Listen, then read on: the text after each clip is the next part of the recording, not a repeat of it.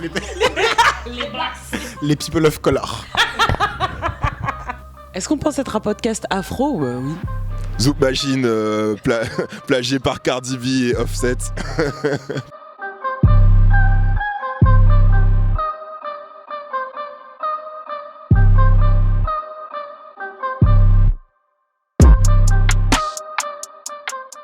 The Why, c'est un podcast mensuel créé par deux afrodescendants, donc Julien et moi.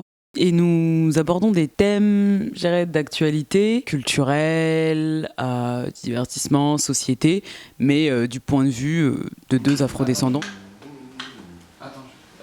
Un podcast d'actualité culturelle autour de la black culture, donc la culture afro au sens large, donc afro en France, mais aussi la pop culture venue des États-Unis. C'est une émission culturelle, musicale, puisqu'on est ici dans les locaux de Rins France, et où on parle de tous les sujets qui peuvent nous concerner, nous, ici autour de la table, enfin, des sujets d'un point de vue, d'un regard afrodescendant noir. On se retrouve à avoir une parole qui est très différente de ce qu'on peut voir dans les médias actuels.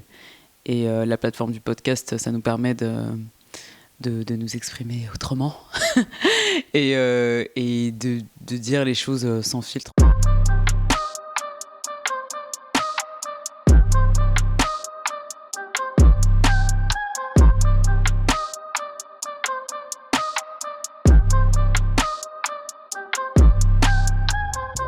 Est-ce qu'on pense être un podcast afro? Oui. D'ailleurs, on s'est défini comme étant premier podcast afro quand on a commencé. Bon, en fait, je pense pas que dans l'ordre d'idées, en tout cas quand on aborde un sujet, le premier truc qu'on se dit, c'est vraiment en tant qu'afro. On est un podcast noir, je pense pas qu'il y ait un problème à dire qu'on est un podcast noir. On est complètement différents en fait, on vient pas des mêmes milieux, on n'a pas les mêmes orientations sexuelles par exemple, on ne s'intéresse pas aux mêmes choses en fait, même culturellement on n'a pas forcément les mêmes cultures. Évidemment, il y a toujours ce point identitaire qui nous marque, qui nous réunit, c'est le fait d'être noir et le fait d'être afro-descendant ou d'origine africaine. Oui, on a un podcast afro, on met un point d'honneur dans les sujets qu'on traite à mettre au centre de nos sujets, de nos discussions, les thématiques et les œuvres culturelles, les objets culturels qui ont été créés par des personnes de la communauté afro.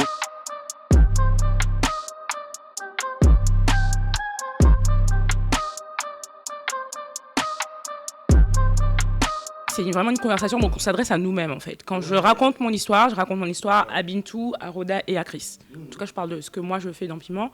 Je me pose pas la question de savoir qui va écouter et qu'est-ce qu'il va penser, parce que si je respecte Chris, si je respecte Roda et si je parle avec bienveillance et si j'exprime normalement mon expérience, je pense qu'elle est audible par n'importe qui. L'idée du chip, c'est donner la parole à des personnes afro en France. On est de niche dans le sens où je pense qu'on prend la parole sur des sujets et la manière dont on le fait, c'est pas quelque chose qui se faisait avant en règle générale, mais on s'adresse à tout le monde. On veut s'adresser en tant que noir aux noirs, mais après n'importe qui est invité à écouter pour apprendre évidemment, mais on est totalement ravis d'échanger avec des personnes qui sont en dehors de cette expérience-là, c'est totalement enrichissant.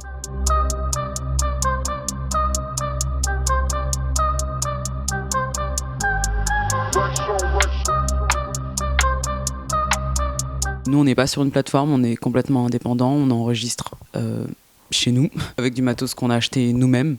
Et pour l'instant, est-ce que c'est le but, là, dans l'immédiat, de se rémunérer? Non. Clairement, la réponse est que non, on ne vit pas du chip. Le podcast, ça peut être comme un complément d'une activité qu'on peut faire. Après, c'est pas nécessairement la première raison pour laquelle on le fait. L'avantage d'être ici, c'est qu'effectivement, on a une liberté de ton complète. On nous a jamais appelé en nous disant non mais ça en fait, vous pouvez pas le dire à l'antenne, c'est chaud. Mais je pense qu'aujourd'hui, la question de qui peut vivre de podcast, elle est encore, c'est compliqué. On va dire ça, c'est compliqué, et je pense que ça dépend aussi de qui fait les podcasts.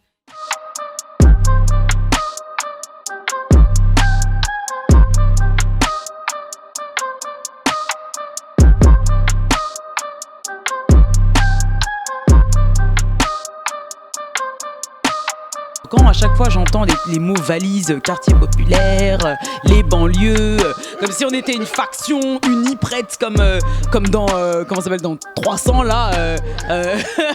Ici c'est Sparte.